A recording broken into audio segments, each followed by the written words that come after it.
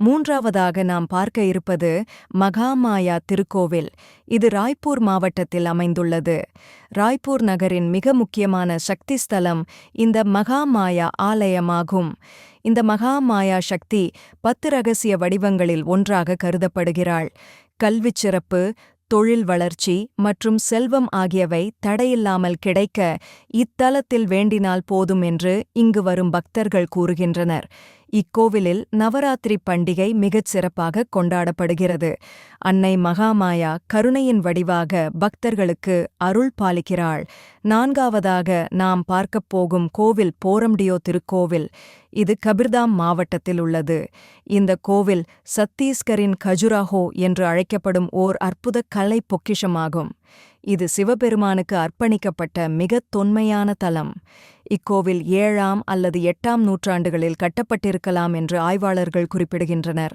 கோவிலின் சுவர்களில் வாழ்க்கை, யோகம், கலை மற்றும் ஆன்மீகம் ஆகியவற்றை பிரதிபலிக்கும் சிற்பங்கள் அற்புதமாகச் செதுக்கப்பட்டுள்ளன.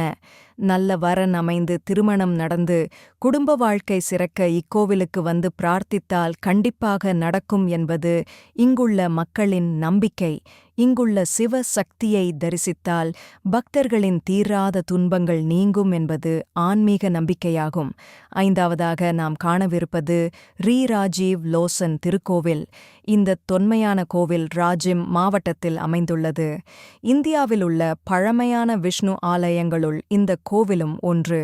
இங்கு விஷ்ணு பகவான் ராஜீவ் லோசன் என்ற பெயரில் தாமரை கண்களை உடையவராக அருள் புரிகிறார்.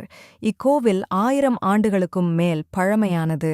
மேலும் இக்கோவில் பூத்தர் காலத்திய கட்டடக்கலை பாணியில் கட்டப்பட்டுள்ளது. ராஜீவ் லோசன் தரிசனம் செய்தால் மனதில் இருக்கும் குழப்பங்கள் தெளிவடையும் என்று நம்பப்படுகிறது.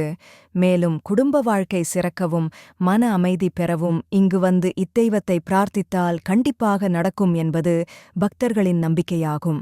முழு வீடியோவிற்கு கீழே உள்ள லிங்கை கிளிக் செய்யவும். மேலும் ஆன்மீக வீடியோக்களுக்கு குங்குமம் டிவி சேனலுக்கு சப்ஸ்கிரைப் செய்யவும். நன்றி.